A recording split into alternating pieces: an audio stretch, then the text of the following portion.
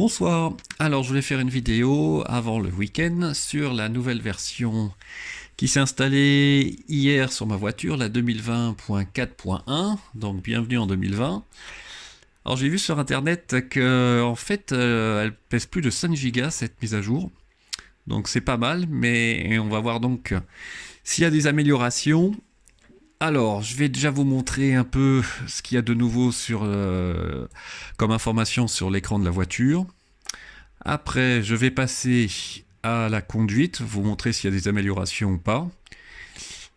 On va revenir ensuite sur les fonctions vocales. Donc, j'ai réessayé à peu près toutes les fonctions vocales de la voiture, voir s'il y a une amélioration. Et on finira par une petite vidéo en ville avec une visualisation sur l'écran de la voiture que je voulais vous montrer. Alors, qu'est-ce qu'on a de nouveau au niveau des fonctions? En fait, rien.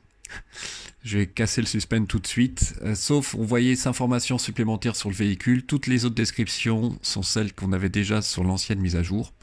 Donc vous voyez que sur l'écran d'information de la voiture, vous avez un icône supplémentaire, information supplémentaire sur le véhicule, et quand vous appuyez dessus, voilà, vous avez ces informations supplémentaires qui s'affichent. Donc le mécanisme d'ouverture de la porte, que moi j'ai pas fait installer, et puis l'ordinateur de l'autopilote, etc., etc. Donc rien d'extraordinaire.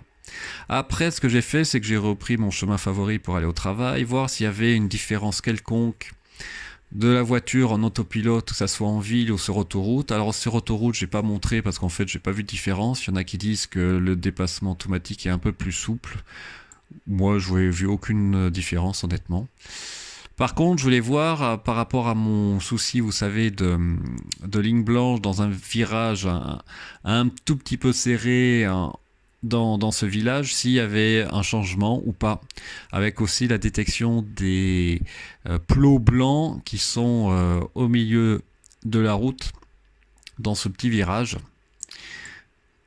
Alors c'est toujours agréable, évidemment, l'autopilote. En ville, honnêtement, c'est pas super la panacée quand même, notamment quand il y a des voitures qui sont assez proches, le système peut freiner des fois assez brusquement. Alors voilà le virage qui arrive à gauche, vous voyez, on va voir les plots blancs juste à gauche, vous voyez les cônes jaunes qui apparaissent sur l'écran, et ça coupe toujours la ligne blanche, donc je suis obligé d'enlever l'autopilote pour reprendre le contrôle, donc aucune différence. Là je voulais faire un petit clin d'œil sur une e-Tense que j'ai eu le plaisir de croiser sur ma route pour aller au travail. Elle est assez jolie, je trouve. De derrière, en tout cas, c'est assez réussi. Et maintenant, je vais vous montrer les différentes fonctions vocales que j'ai réessayées en live avec mon téléphone sur la voiture après l'installation de la mise à jour. Et vous allez voir, vous pourrez me dire ce que vous en pensez sur la chaîne YouTube. Allez à Nice.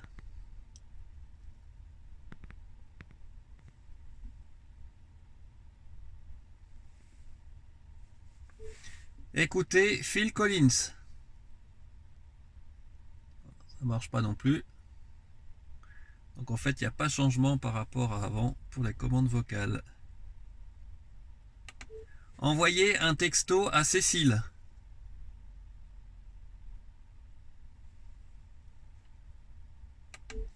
Ouvrir la boîte à gants. Ça marche. Allumer les sièges chauffants.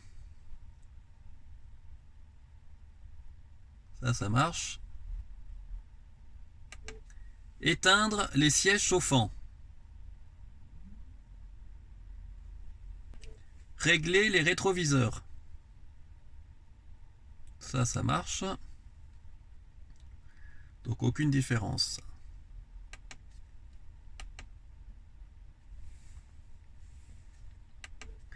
Mettre RMC.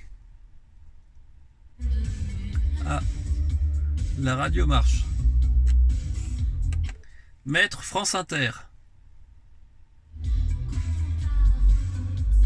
Non, en fait, ça marche pas parce que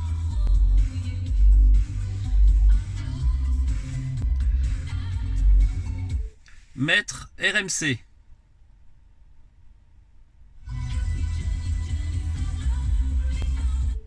Mettre RMC.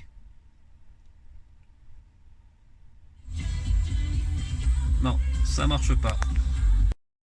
Alors vous voyez que la fonction vocale, c'est pas encore ça, hein. J'espère que ça va s'améliorer dans les semaines qui viennent, car on a perdu beaucoup en termes d'agrément. Et là, je voulais juste vous montrer en ville, vous allez voir, il y a des cyclistes qui vont passer sur le trottoir, et hop, vous allez voir, ils sont bien visualisés sur l'écran, et la voiture ne freine pas du tout, donc il n'y a pas de freinage particulier, c'est vraiment bien au point. Même en Suisse, à Bâle, où des fois je vais, quand il y a une voie de cycliste sur la même voie, mais en sens inverse, qui passe juste à côté de la voiture ne freine pas. Donc c'est quand même assez sensible, mais par contre quand même pas assez pour reconnaître des fois quand j'ai des panneaux de signalisation au sol sur la même voie, ça les voit pas. Ou si vous avez un animal évidemment qui traverse, ça m'est déjà arrivé un chat, bon là l'autopilote à mon avis il est pas assez sensible, donc il faut quand même rester prudent. Et moi généralement en ville je n'utilise pas l'autopilote pour ces raisons là. Voilà, bah écoutez, j'espère que cette vidéo vous a plu, n'hésitez pas à mettre un pouce bleu, à vous abonner et à utiliser mon lien de parrainage si le cœur vous en dit, et je vous souhaite un très bon week-end. Merci, au revoir.